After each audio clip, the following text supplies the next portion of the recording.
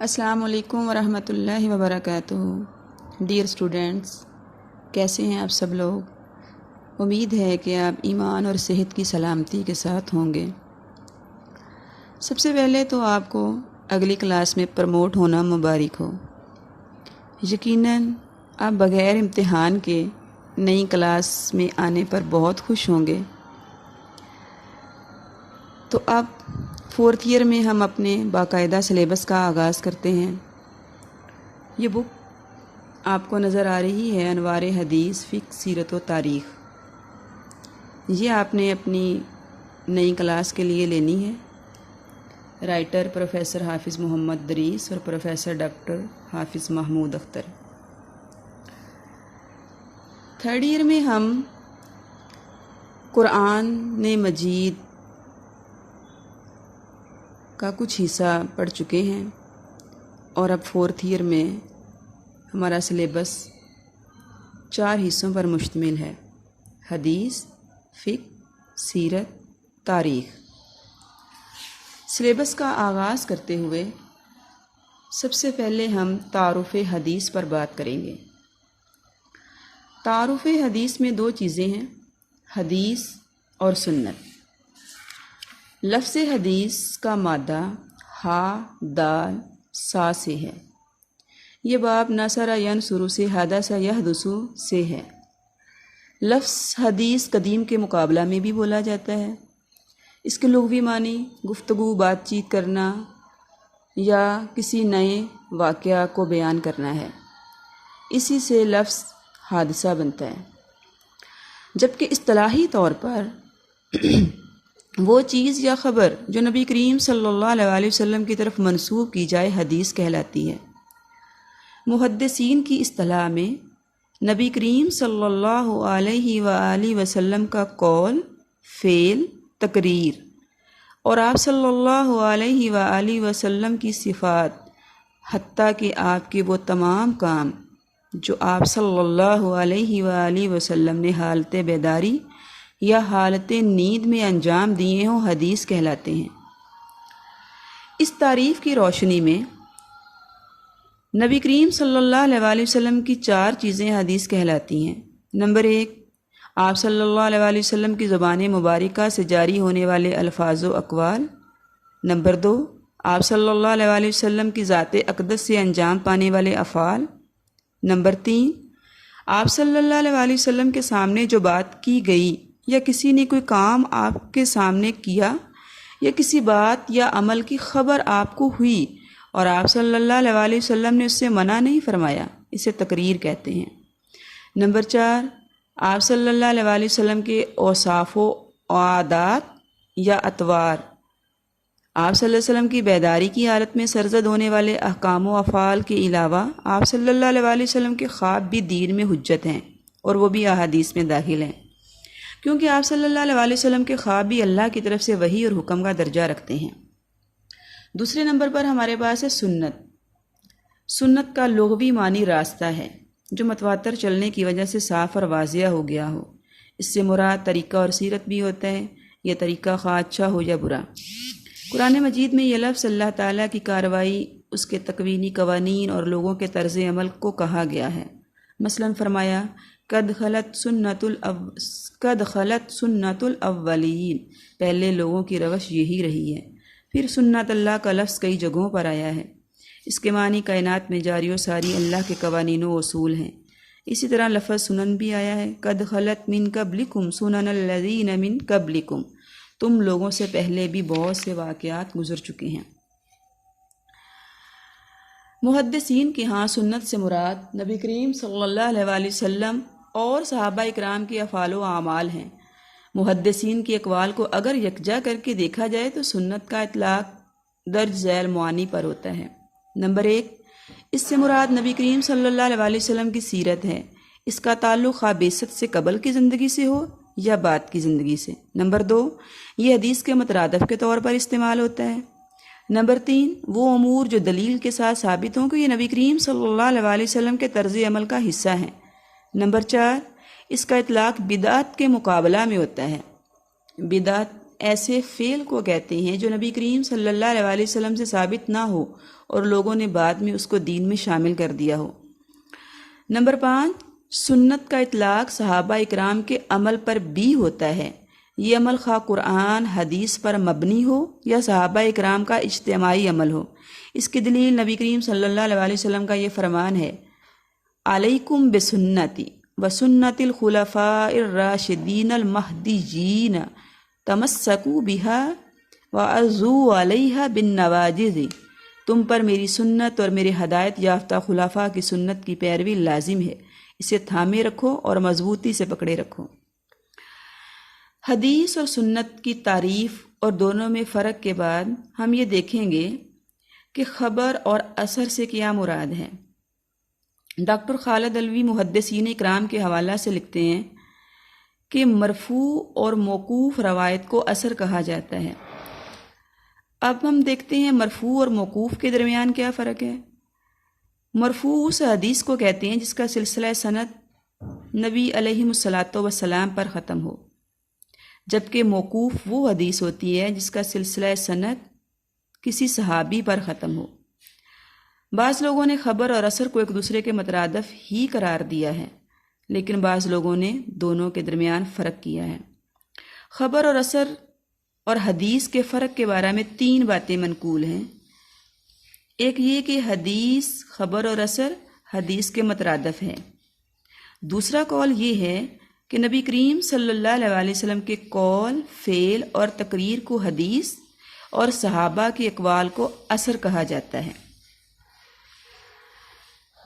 یہاں اصطلاح میں اسی حدیث کو جس کا سلسلہ سند کسی صحابی پر ختم ہو اسے موقوف کہا گیا ہے، اور مرفوع وہ حدیث ہے، غیر مرفوع وہ حدیث ہوتی ہے جس کی سند نبی کریم صلی اللہ علیہ وسلم تک نہ پہنچتی ہو۔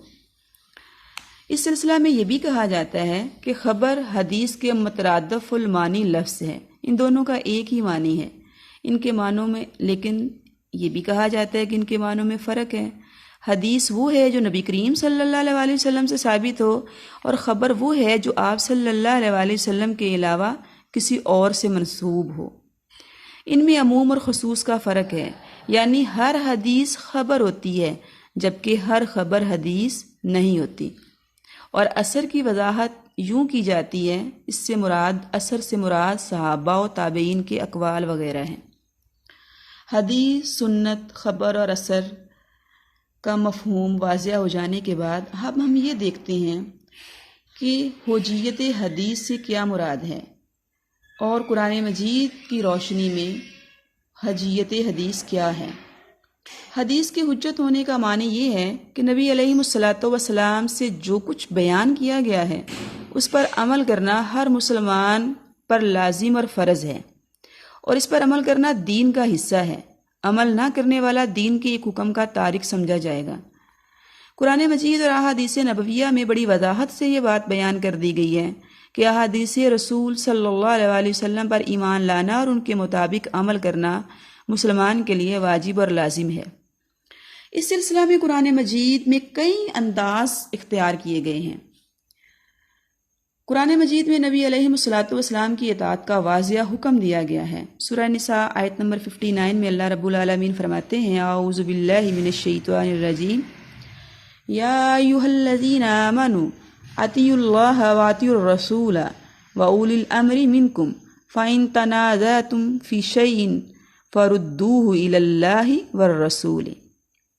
اے ایمان والو، اللہ اور اس کے رسول صلی اللہ علیہ وآلہ وسلم اور اللہ اور اس کے رسول صلی اللہ علیہ وسلم کی اطاعت کرو اور اپنے اول الامر کی اطاعت کرو۔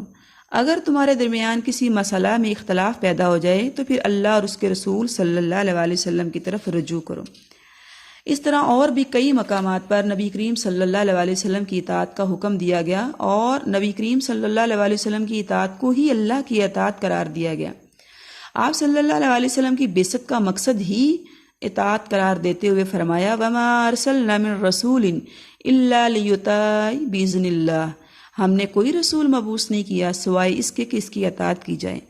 آپ صلی اللہ علیہ وسلم کی اطاعت کو کامل ایمان کی علامت قرار دیا گیا ہے۔ سورہ نساء آیت نمبر 65 میں اللہ رب العالمین فرماتے ہیں فَلَا وَرَبِّكَ لَا يُؤْمِنُونَ حَتَّى يُحَكِّمُوكَ فِي مَا شَجَرَ بَيْنَهُمْ ثُمَّ لَا يَجِدُوا فِي أَنفُسِهِمْ حَرَجًا مِّمَّا قَضَيْتَ وَيُسَلِّمُوا تَسْلِيمًا۔ آپ صلی اللہ علیہ وسلم کی اطاعت کو کامیابی اور فلاح کی ضمانت قرار دیا گیا ہے، اور آپ صلی اللہ علیہ وسلم کی عدم اطاعت کو گمراہی قرار دیا گیا ہے۔ فرمایا سورہ نساء آیت نمبر 115 میں اللہ رب العالمین فرماتے ہیں وَمَن يُشَاقِقِ الرَّسُولَ مِن بَعْدِ مَا تَبَيَّنَ لَهُ الْهُدَىٰ وَيَتَّبِعْ غَيْرَ سَبِيلِ الْمُؤْمِنِينَ نُوَلِّهِ مَا تَوَلَّىٰ وَنُصْلِهِ جَهَنَّمَ۔ جو کوئی ہدایت کے واضح ہو چکنے کے بعد بھی نبی علیہ الصلوۃ والسلام کے طریقے کے خلاف طرز عمل اختیار کرے اور مومنین کے علاوہ کسی اور راہ کو اختیار کرے تو ہم اسے اسی راستے پر چلا دیں گے اور آخرت میں اسے جہنم میں ڈال دیں گے۔ آپ صلی اللہ علیہ وسلم کی حیات مبارکہ کو کامل نمونہ، بہترین نمونہ قرار دیا گیا۔ فرمایا لَقَدْ كَانَ لَكُمْ فِي رَسُولِ اللَّهِ أُسْوَةٌ حَسَنَةٌ۔ سورہ حشر آیت نمبر 7 میں اللہ فرماتے ہیں وَمَا آتَاكُمُ الرَّسُولُ فَخُذُوهُ وَمَا نَهَاكُمْ عَنْهُ فَانْتَهُوا۔ آپ صلی اللہ علیہ وسلم کی اطاعت کو ہی اللہ کی اطاعت قرار دیا گیا۔ فرمایا مَن يُطِیعِ الرَّسُولَ فَقَدْ أَطَاعَ اللَّهَ۔ آپ صلی اللہ علیہ وسلم کبھی بھی اپنی مرضی سے نہیں بولتے، بلکہ وہی کچھ بیان فرماتے ہیں جو اللہ کی رضا اور اللہ کی مرضی اور اللہ کا حکم ہو۔ سورہ نجم آیت نمبر 3-4 میں اللہ فرماتے ہیں وَمَا يَنطِقُ عَنِ الْهَوَىٰ فَإِنْ هُوَ إِلَّا وَحْيٌ يُوحَىٰ۔ آپ صلی اللہ علیہ وسلم کی اطاعت کو اللہ رب العالمین کی محبت حاصل کرنے کا ذریعہ قرار دیا گیا ہے۔ سورہ آل عمران آیت نمبر 31 میں اللہ رب العالمین فرماتے ہیں قُلْ إِن كُنتُمْ تُحِبُّونَ اللَّهَ فَاتَّبِعُونِي يُحْبِبْكُمُ اللَّهُ وَيَغْفِرْ لَكُمْ ذُنُوبَكُمْ۔ اے نبی صلی اللہ علیہ وسلم ان سے فرما دیجئے کہ اگر تم اللہ سے محبت کرنا چاہتے ہو، اگر تم چاہتے ہو کہ اللہ تم سے محبت کرے تو میری اتباع کرو، اللہ تم سے محبت کرے گا اور تمہارے گناہ معاف فرما دے گا۔ آپ صلی اللہ علیہ وسلم کی اطاعت، اتباع اور فرما برداری اللہ رب العالمین کی رحمت کو حاصل کرنے کا ذریعہ ہے۔ سورہ آل عمران آیت نمبر 133 میں اللہ رب العالمین فرماتے ہیں وَأَطِیعُوا اللَّهَ وَأَطِیعُوا الرَّسُولَ لَعَلَّکُمْ تُرْحَمُونَ۔ پھر یاد رکھیے قبولیت اعمال کی شرط ہی اطاعت رسول ہے۔ کوئی بھی نیک عمل اس وقت تک اللہ کی بارگاہ میں ہرگز قبول نہیں ہوتا جب تک نبی کریم صلی اللہ علیہ وسلم کی اتباع اور آپ کی پیروی میں اس کو سر انجام نہ دیا جائے۔ قرآن مجید کی شرح دراصل حدیث مبارکہ ہے۔ آپ صلی اللہ علیہ وسلم قرآن مجید کے پہلے مفسر اور شارح ہیں۔ قرآن مجید کی تعلیمات پر نبی کریم صلی اللہ علیہ وسلم کی اطاعت کے بغیر عمل کرنا ممکن ہی نہیں۔ آپ صلی اللہ علیہ وسلم کی طرز زندگی کے بارے میں حضرت عائشہ رضی اللہ تعالیٰ عنہ سے جب یہ سوال کیا گیا تو آپ نے فرمایا کان خلقہ القرآن۔ آپ صلی اللہ علیہ وسلم کا اخلاق قرآن مجید ہے۔ نبی کریم صلی اللہ علیہ وسلم کے اسوہ حسنہ کو دیکھ کر ہی ہم عبادات کی ادائیگی کر سکتے ہیں۔ مثال کے طور پر قرآن مجید میں بہت سے مقامات پر نماز قائم کرنے اور زکوٰۃ ادا کرنے کا حکم دیا گیا ہے، لیکن پورے 30 پاروں میں کہیں بھی نماز کے طریقہ اور نصاب زکوٰۃ کا ذکر آپ کو نہیں ملے گا۔ نماز کس طرح پڑھی جائے گی؟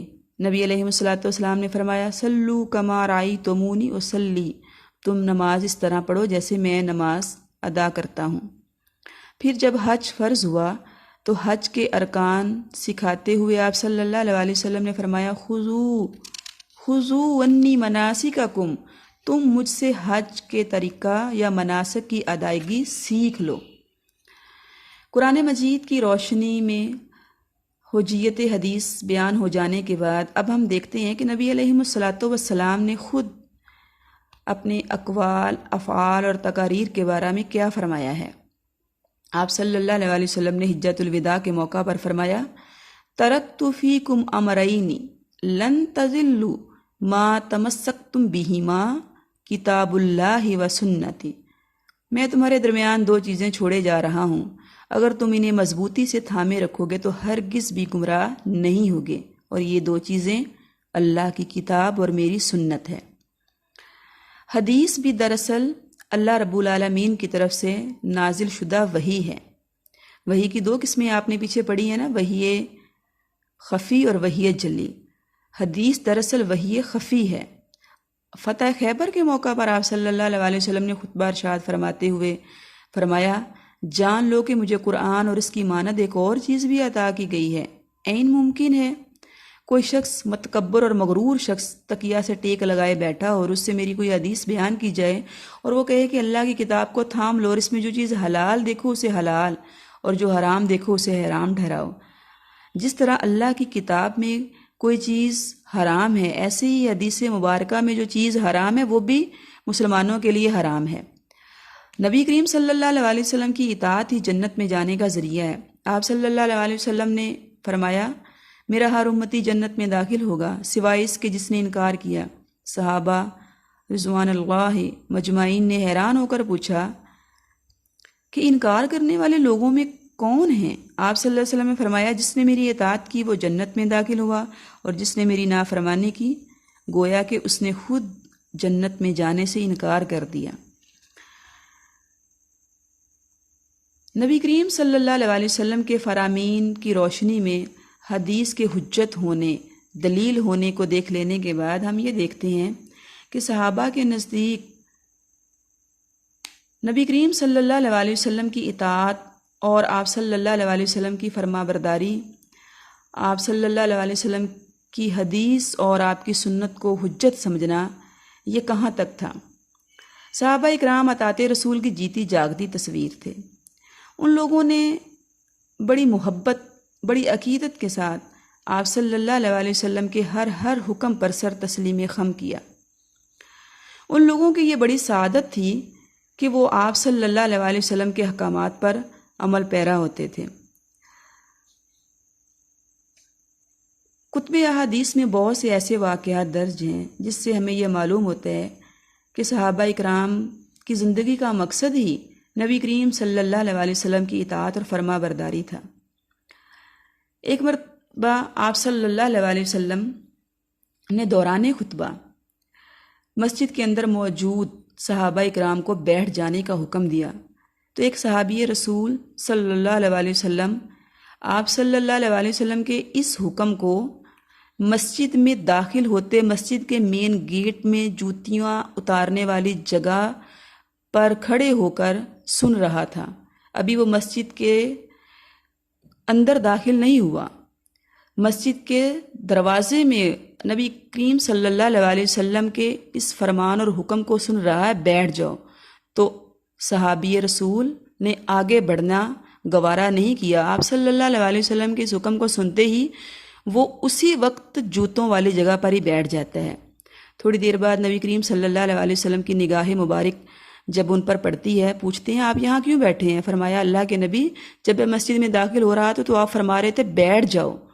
تو آپ نے مسکرا کر فرمایا، میں نے تو اندر موجود مسجد میں موجود لوگوں سے یہ کہا تھا۔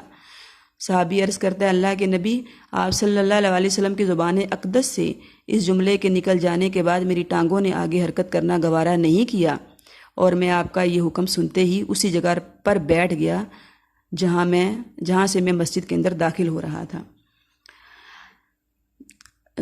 نماز فرض ہونے کے شروع کے دنوں میں جوتوں سمیت نماز پڑھنے کی اجازت تھی۔ آپ صلی اللہ علیہ وسلم ایک دن جماعت کروا رہے ہیں، جوتے سمیت نماز پڑھا رہے ہیں اور پیچھے صحابہ اکرام بھی جوتے سمیت ہی نماز ادا کر رہے ہیں۔ دوران نماز جبرائیل علیہ السلام نے آپ صلی اللہ علیہ وسلم کو آ کر یہ کہا کہ یا رسول اللہ صلی اللہ علیہ وسلم، آپ اپنا جوتا مبارک اتار دیجئے کہ آپ کے جوتے میں نجاست ہے۔ آپ صلی اللہ علیہ وسلم نے جبرائیل سے یہ سننے کے بعد اپنا جوتا اتار کر سائڈ پر رکھ دیا، نماز پڑھائی۔ نماز مکمل ہونے کے بعد جب آپ نے اپنا رخ مبارک صحابہ کی طرف موڑا تو کیا دیکھتے ہیں کہ تمام صحابہ اکرام ہی جوتے اتارے ہوئے ہیں۔ یہ منظر دیکھ کر آپ صلی اللہ علیہ وسلم نے پوچھا، میرے صحابہ، میں نے تو جوتا اس لیے اتارا کہ دوران نماز جبریل نے مجھے آ کر کہ یہ کہا تھا، آپ لوگوں نے جوتے کیوں اتارے؟ تو صحابہ یک زباں ہو کر کہتے ہیں، اے محبوب، ہمیں جوتے اتارنے کے لیے کسی اور وجہ کو ڈھونڈنے کی ضرورت نہیں، ہمارے لیے اتنا ہی کافی ہے کہ آپ جوتا اتارے ہوئے ہیں۔ ہماری محبت اور غیرت اس بات کو گوارا نہیں کرتی کہ ہمارے محبوب نے جوتا اتارا ہو اور ہم نے پیچھے پہنا ہو۔ آپ صلی اللہ علیہ وسلم کی حدیث، سنت، آپ کے عمل اور آپ کی بات کو ماننے میں صحابہ اکرام کا یہ جذبہ تھا، یہ شوق اور یہ محبت تھی کہ انہوں نے نبی کریم صلی اللہ علیہ وسلم کے ہر عمل اور ہر حکم پر سر تسلیم خم کرتے ہوئے آپ کی اطاعت اور فرما برداری کو اپنے اوپر لازم کر لیا۔ تو آج کے اس لیکچر میں ہم نے دیکھا حدیث کی تعریف، سنت کی تعریف، حدیث اور سنت میں کیا فرق ہے، اثر اور خبر کس کو کہتے ہیں، اثر اور خبر کے بارے میں محدثین کے کیا اقوال ہیں، اور پھر سنت اور حدیث کی اسلام کے اندر، دین کے اندر حجیت کیا ہے۔ اسلام قرآن کی روشنی میں، حدیث کی روشنی میں اور صحابہ اکرام کے عمل کی روشنی میں کیا معلوم ہوتا ہے کہ نبی کریم صلی اللہ علیہ وسلم کی حدیث کی اسلام کے اندر کیا حیثیت اور کیا اہمیت ہے۔ باقی انشاءاللہ نیکسٹ لیکچر میں ہم بات کریں گے۔ اللہ حافظ۔